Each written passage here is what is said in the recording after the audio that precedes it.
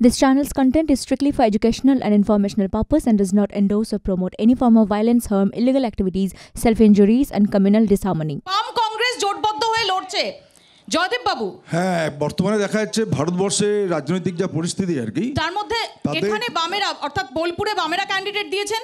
হ্যাঁ, বীরভূমে মিল্টন রশিদ কংগ্রেসের ক্যান্ডিডেট। কংগ্রেস ক্যান্ডিডেট দিয়েছে।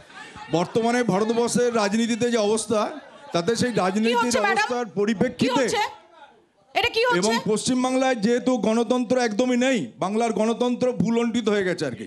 সেই গণতন্ত্র না থাকার জন্য এখানে আমরা বাধ্য হয়েছি বামফ্রন্টের সাথে কংগ্রেস জোট করতে।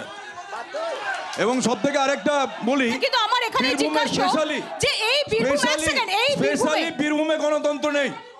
আজকে বীরভূমের বাঘ তিয়ারে বসে আছে। আজকে বীরভূমের বাঘ না, যে সময় শুধু তিয়ারে বসে আছে, যে সময় দাঁড়িয়ে বাম এবং কংগ্রেস জোট করছে, ভোট দিতে পারছে না। জয়দেব বাবু বীরভূমে না, রাজ্যেই যখন বাম এবং কংগ্রেস জোট করছে, যদি বীরভূমের নিরিখে আমরা দেখি, বাম কংগ্রেস একসঙ্গে ভোট চাইতে গেলে কোথাও বিভিন্ন নানা রকম অতীত স্মৃতি, ধরা যাক সুজপুর, সেগুলো সামনে আসবে না।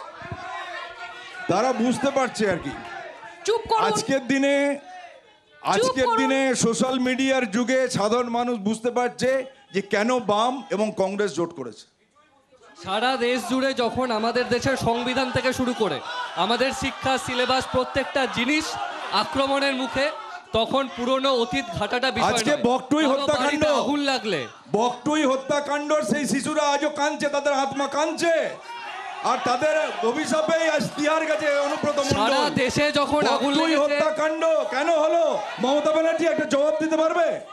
কেন ওই শিশুদেরকে জ্বালিয়ে মেরে দেওয়া হলো? কেন, কি দোষ করছে শিশুরা? মনীষাদি আসবো, মনীষাদি কেন ওই শিশু মহিলারা? উত্তর নেই। দেখুন, ওখান থেকে কথা বললে হবে না। পুলিশ দাঁড়িয়েছিল, আপনাকে থামতে বলেছি।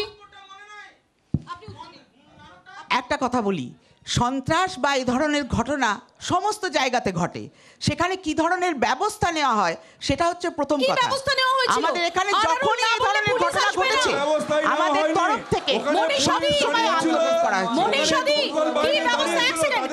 কি ব্যবস্থা নেওয়া হয়েছিল? উচ্চপদস্থ পুলিশ আধিকারিকরা তার বাইরে এসে চলে গিয়েছিলেন সেখান থেকে, ঠিক সময় ইন্টারভেনশন হয়নি, তাহলে এটা এড়ানো যেতে পারতো। কিন্তু এই শিশুরা কি দোষ করলো? আমরা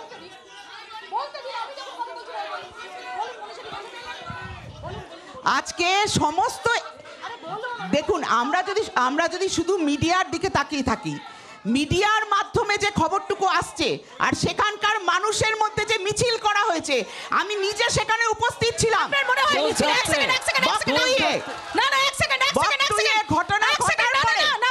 বুঝতে পারলাম না, এক সেকেন্ড, যারা অসহায়ভাবে সেদিন মারা গেছে, মিছিল করলে কি তারা জীবন্ত হয়ে ফিরে আসবে?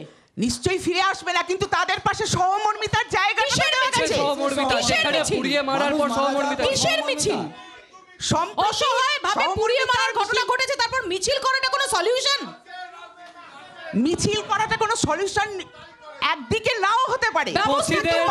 দোষীদের পাশে দাঁড়ানোর মিছিল, তৃণমূল বারে দোষীদের পাশে দাঁড়ানোর মিছিল আমরা একের পর এক দেখেছি। সন্দেশখালী থেকে শুরু করে বকটুই, সন্দেশখালী থেকে বকটুই, সন্দেশখালীতে একটা বানানো গল্প, সন্দেশখালীর গল্প নিয়ে এখন অন্য কথা বলা হচ্ছে। সন্দেশখালী এখন নেই আর, সন্দেশখালীর বানানো গল্প।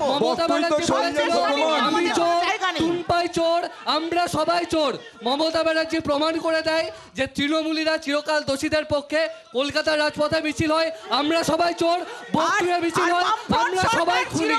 আমরা সবাই দিনেশ বাবু, দিনেশ বাবু, এক সেকেন্ড,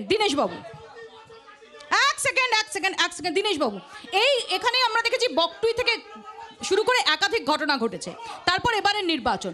সত্যি কি এগুলো ইস্যু হিসেবে ফ্যাক্টর হতে পারে? অবশ্যই ইস্যু হিসেবে ফ্যাক্টর হবে, কারণ একটা জিনিস, আমাদের যারা সংখ্যালঘু সম্প্রদায় আছেন তারাও বুঝতে শিখেছেন যে তাদেরকে ভোটার হিসাবে ব্যবহার করা হচ্ছে। কেন, আমার সংখ্যালঘু সম্প্রদায়ের ভাইয়েরা যাদের হাতে কলম তুলে দেওয়ার কথা, যারা আগামী দিনে আইএস, আইপিএস, ডব্লিউবিএস অফিসার, যারা ডাক্তার, ইঞ্জিনিয়ার হওয়ার কথা, তারা মস্তান কেন হবে? তারা লাঠি নিয়ে ঘুরবে কেন? তারা মানুষ ঘুরবে কেন? জাতীয় নারী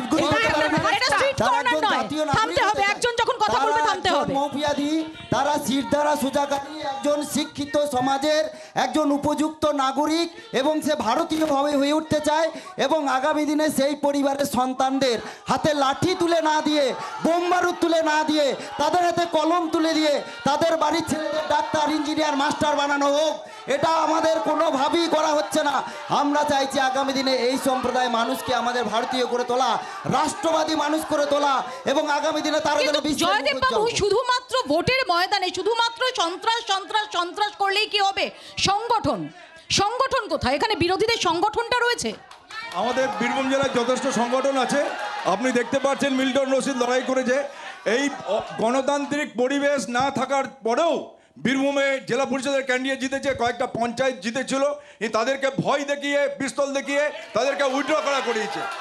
এবং সব থেকে লজ্জার যে বীরভূমের সরকারি অফিসাররা তৃণমূলের হয়ে মানে ভোটে জেতা ক্যান্ডিডেটকে হারিয়ে দিয়েছে আর কি। এর থেকে লজ্জার কি থাকতে পারে?